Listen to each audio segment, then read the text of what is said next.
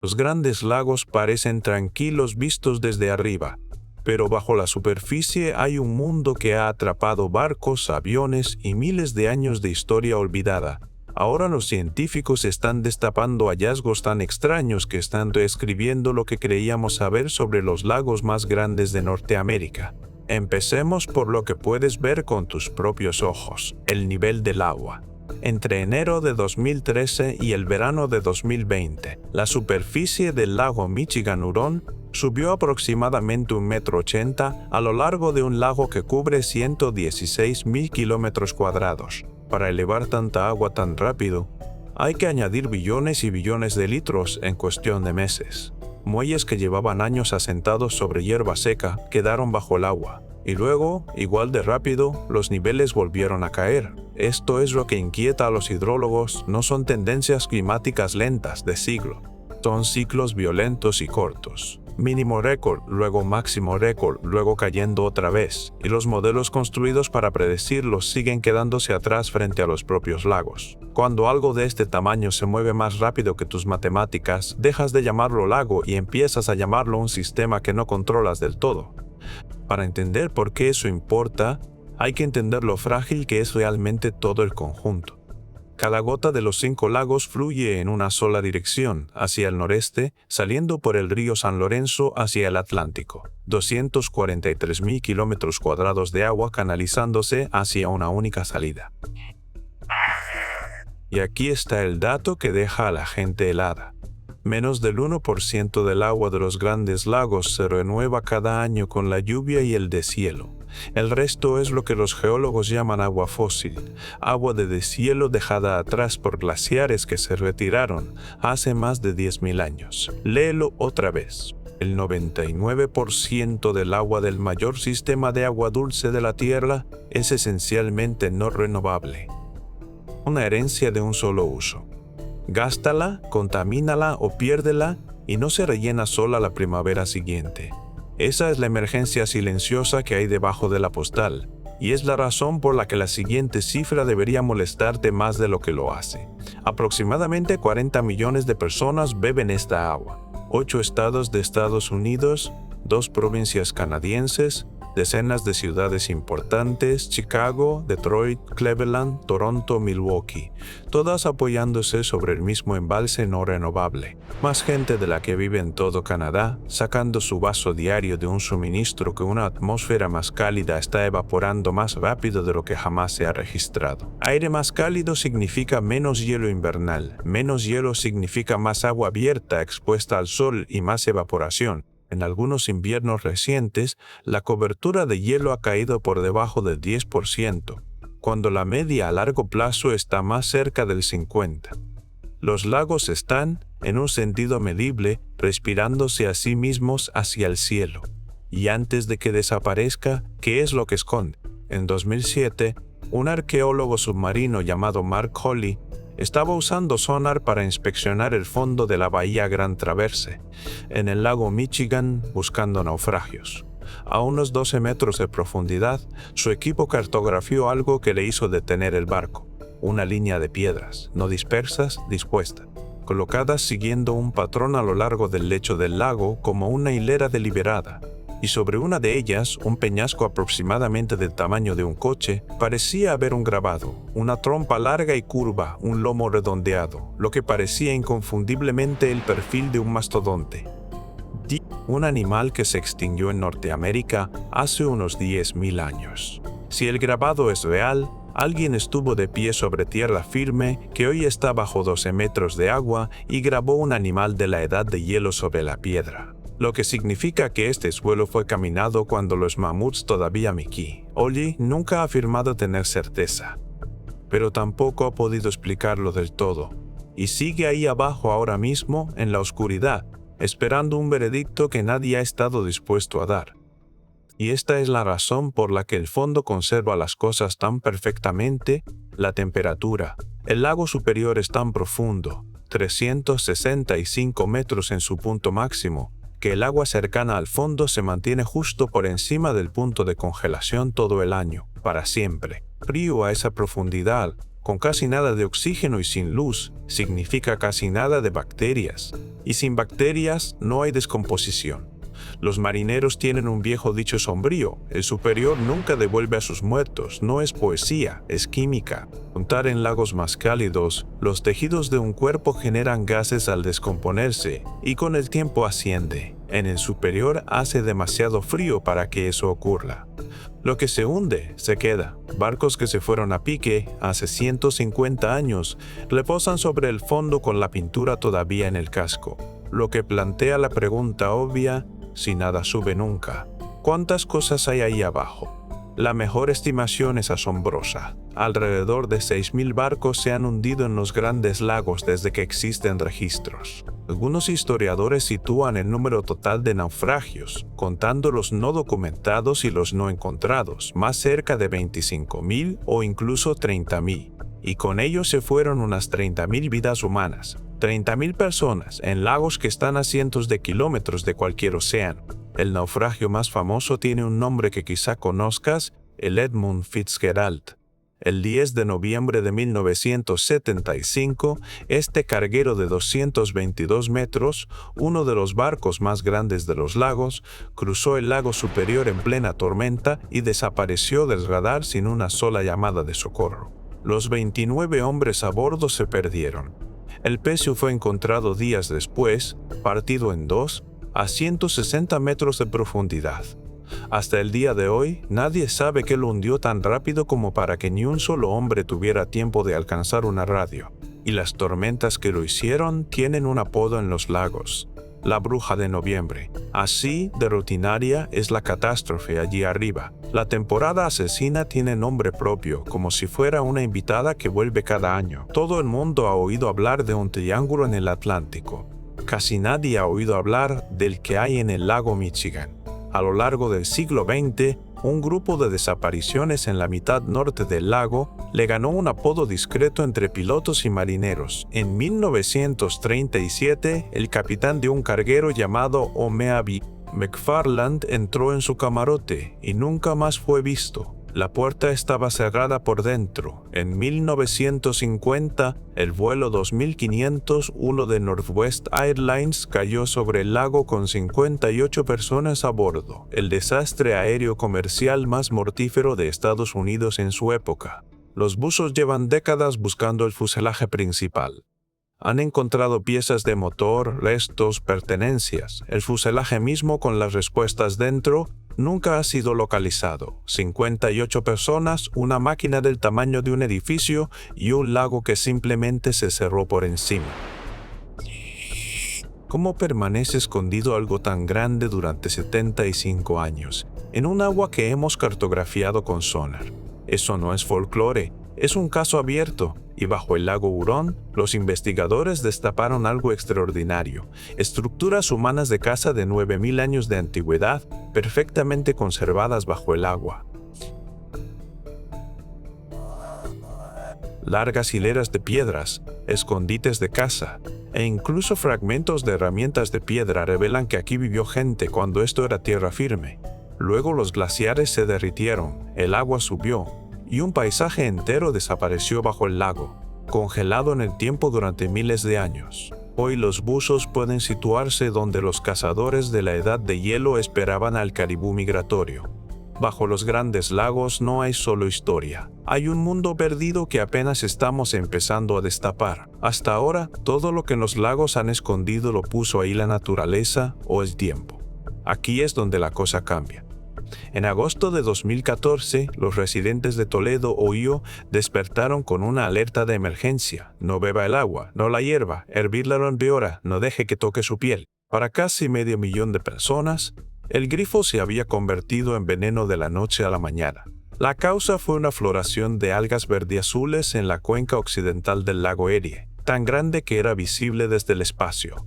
Una mancha espesa de un verde radiactivo, produciendo una toxina llamada microcistina que ataca el hígado. 400.000 personas en una ciudad estadounidense moderna, haciendo cola para conseguir agua embotellada, porque el mayor sistema de agua dulce del continente se había vuelto contra ellas, Y aquí está la parte del delito. Esto no fue un accidente de la naturaleza, lo alimentamos nosotros. Esas floraciones están construidas casi enteramente a partir de una sola cosa: fósforo, escorrentía de fertilizantes. Cada primavera, la lluvia arrastra nutrientes desde los campos de cultivo y los jardines de toda la cuenca del Erie hacia el lago. Y ese fertilizante le hace a las algas exactamente lo que está diseñado para hacerle a los cultivos: las hace estallar. Los números son brutales. En un mal año, la floración del lago Erie puede cubrir más de 1.800 kilómetros cuadrados, más grande que la ciudad de Houston, sobre el más somero, el más cálido y el más densamente poblado de los 5 lagos.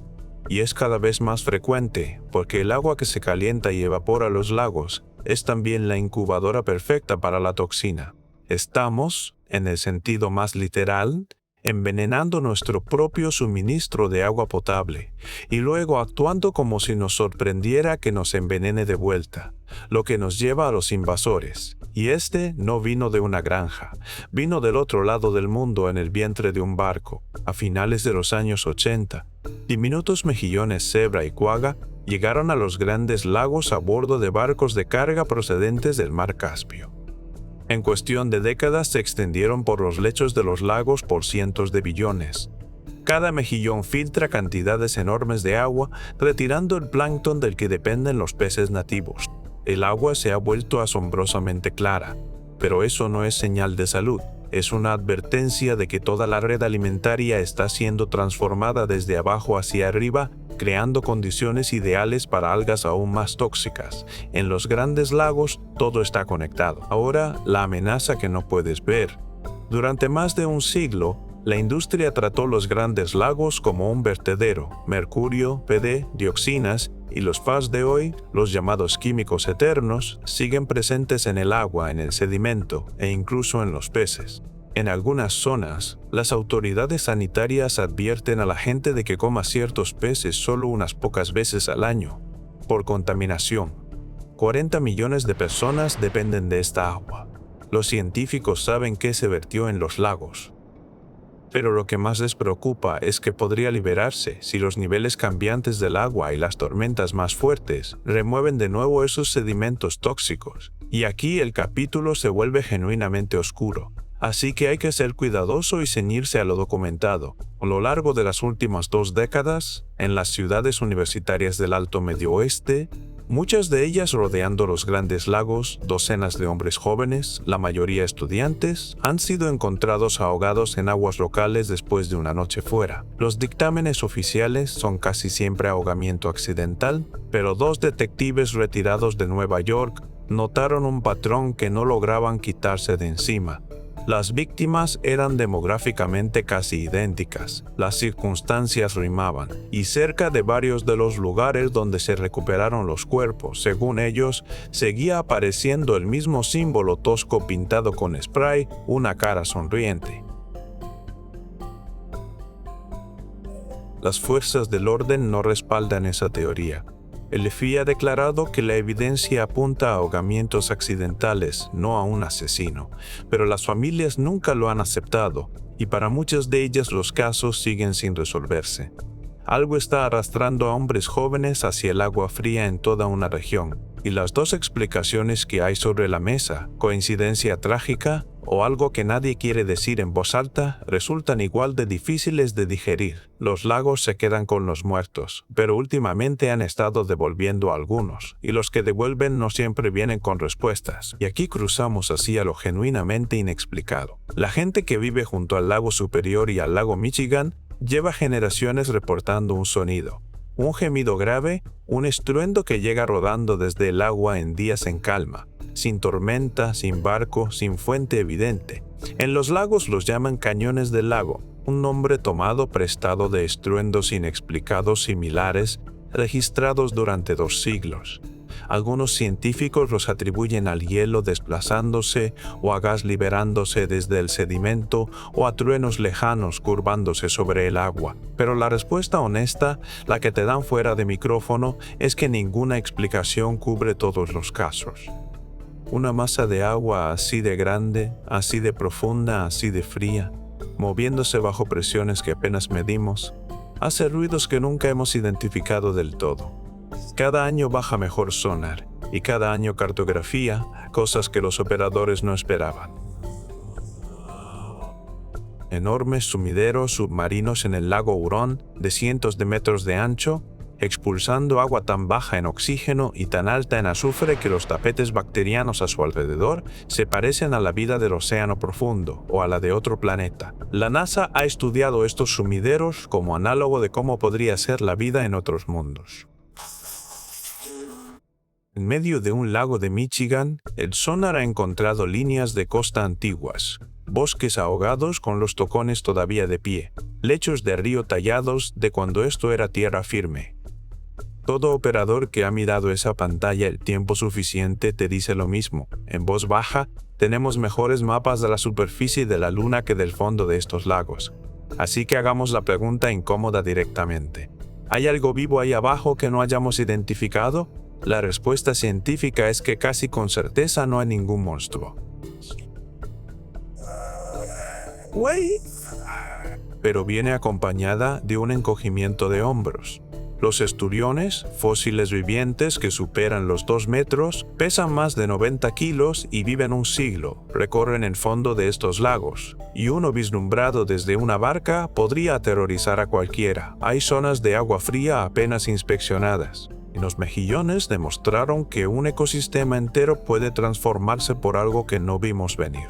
Ningún investigador serio afirma que haya una criatura, pero presiónalos sobre si de verdad hemos catalogado todo lo que vive en las cuencas más oscuras y frías de un lago del tamaño de un país, y observa con cuánto cuidado eligen sus palabras.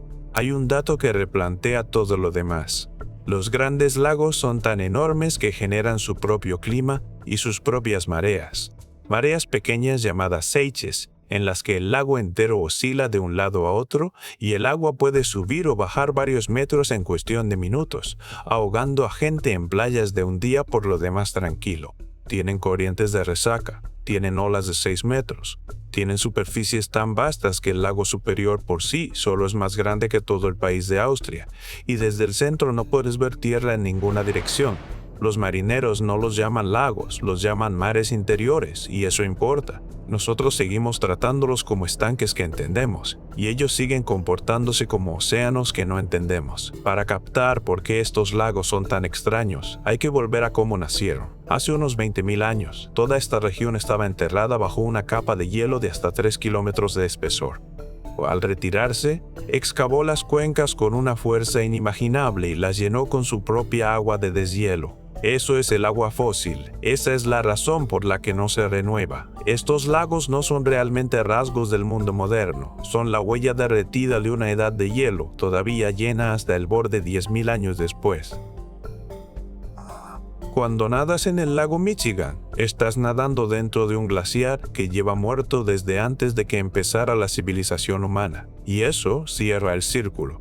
Los modelos ahora sugieren que las oscilaciones se volverán más salvajes. Máximos más altos, mínimos más bajos, latigazos más rápidos entre unos y otros a medida que un clima más cálido desestabilice el equilibrio entre evaporación y aporte de agua. Y como se renueva tan poca agua cada año, una inclinación sostenida en la dirección equivocada no solo baja los lagos, expone el sedimento envenenado, concentra los químicos, encoge el suministro para 40 millones de personas. Los grandes lagos esconden algo, y el secreto más profundo quizá sea el más simple, no un monstruo, no una conspiración, solo una cosa finita, frágil e irreemplazable que hemos dado por hecho en silencio que siempre estaría ahí, y que ahora está medible y visiblemente moviéndose. Entonces, ¿qué esconden los grandes lagos? Un país de 9.000 años de antigüedad con los campamentos de caza todavía intactos. El grabado en piedra de un animal que no camina por este continente desde hace 10 milenios. 30.000 de nuestros muertos conservados en el frío y la oscuridad. Toxinas que vertimos nosotros mismos. Químicos que nunca se van. Sumideros que la NASA estudia para imaginar otros planetas. Y un volumen de agua antigua y no renovable que apenas ahora estamos comprendiendo que no controlamos del todo. Los científicos no temen a una criatura en las profundidades.